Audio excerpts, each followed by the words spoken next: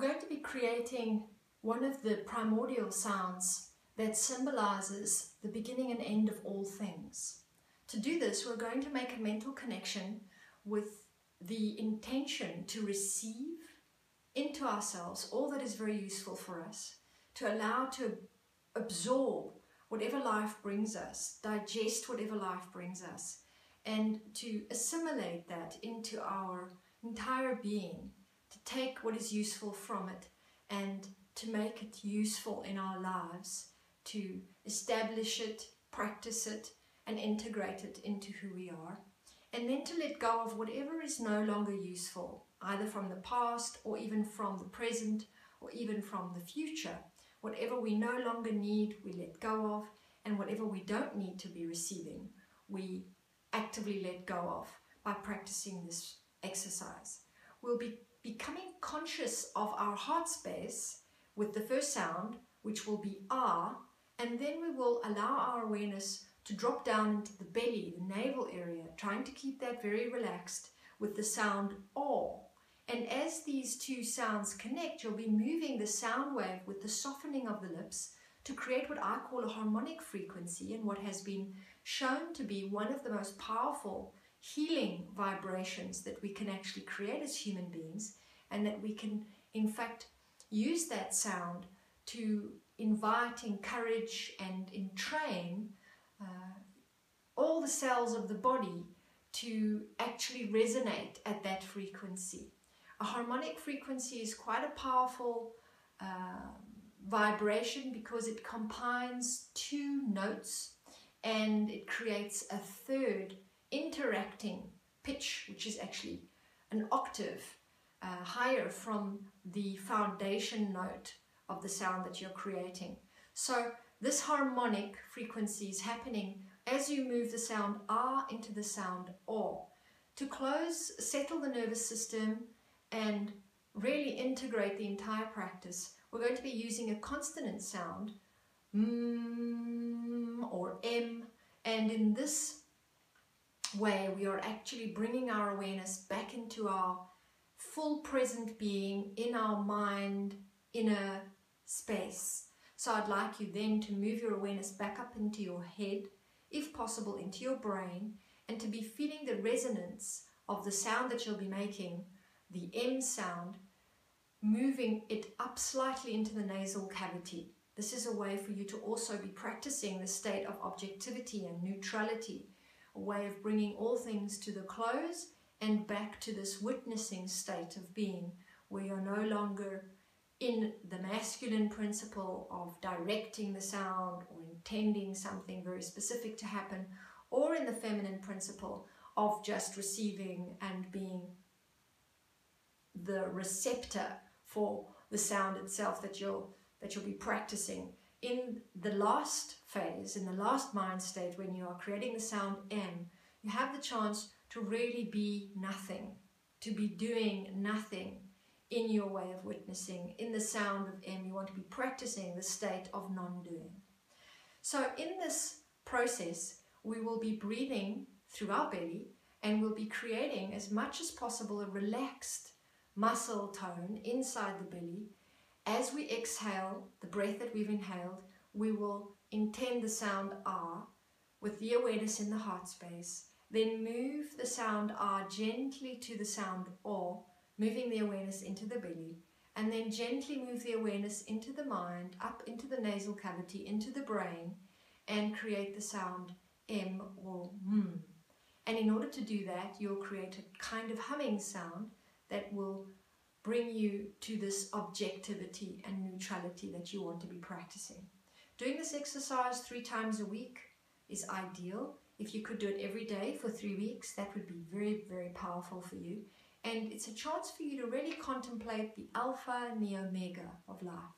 The Ouroboros, the snake eating its tail, the completion of things, the way of receiving life, integrating whatever is useful, digesting it, learning from it, being able to really appropriately and integratedly mix all things that are coming at you into what is useful for you, and to then let go of whatever is no longer serving you or no longer helpful for you. So in that process, you get a chance to act out this symbolic, deep, mystical meaning of the symbol of the snake eating its tail. This is shown up in many different places around the world. In ancient indigenous cultures, there was a deep understanding about the mystery of life. And of course, it was often symbolized onto animals. And the snake, for example, was used to explain this phenomenon. However, it shows up also in the eternity symbol, which is not based on an animal and not based on the snake. The same idea that all things are beginning and all things are ending, and they are interconnecting at some center point. And there is a very interesting twist to that all, isn't there? In life, there is also a twist, as there is in the eternity symbol. So we see that there is perhaps a deeper teaching in this practice about how to notice that things are always arriving and things are always departing, that at all times there is a process of change, there is a flow through eternity, there is a beginning and an end, there is a completion. In order to really truly see the self, we have to go really within and eat our own tail. And in order to really actualize in life, we have to meet ourselves in each ending and start again. So each time we fall, we need to get up. Each time we are in our lives struggling, we know that that will end at some point. Each time we are in the joys and the throes of excitement and in love with life, we know that there will come a time where things will be perhaps more difficult, and if possible, after doing this practice, even with many other things, you could create the state of neutrality. So perhaps there won't always be the time of suffering again, but there will indeed be a time where the excitement leaves and you are again in a space of neutrality and objectivity. So using this practice can be very profound in teaching you about the alpha and the omega of life, the polarities, how they dance together, the eternity of things, the eternity of change. And it all begins with the R, a receptor sound, a receiving intention, and then moving it to the O, the integrating sound, the assimilating, digesting sound, and then the M returning to peaceful closure with objectivity and compassionate detachment if you can. So I'll be giving you a quick demo, and then we'll do this exercise 3 times, and then we'll experience a nice state of meditation after that. If you feel you need more than 3 repetitions, please do those as often as you need and as long as you need. This is a very good way for you to still your mind and to give yourself a really beautiful dose of sound medicine. So here we go, a quick demo from me, and then we'll begin.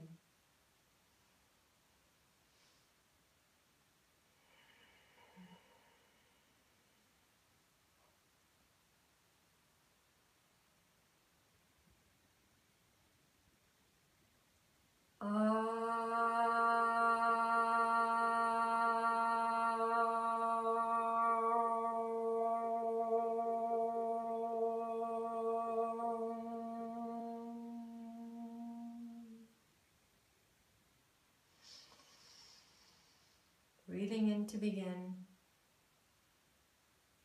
3 breaths with a deep, long exhale, relaxing all the muscles of the abdomen.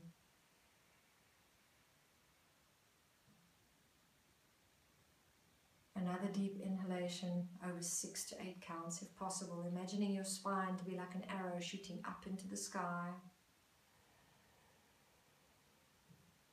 Out through the top of your head, and now all the skin, bones, nerves, veins dropping down towards the earth. Polar opposite reaction.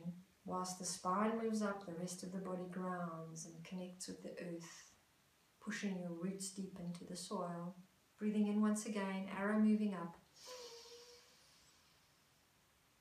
And all the rest of us dropping down and relaxing, belly included. Next inhalation will begin.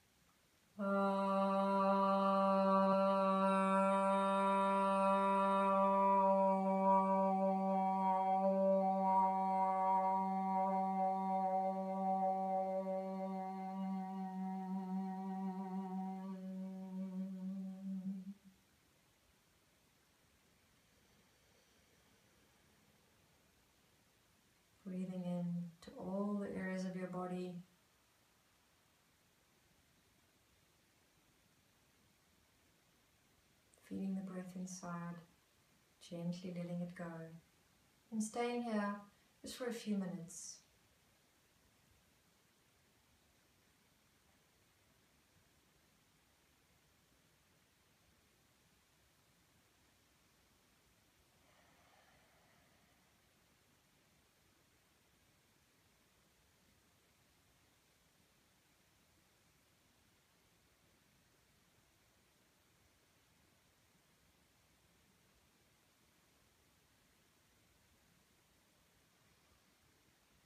Well done, everybody.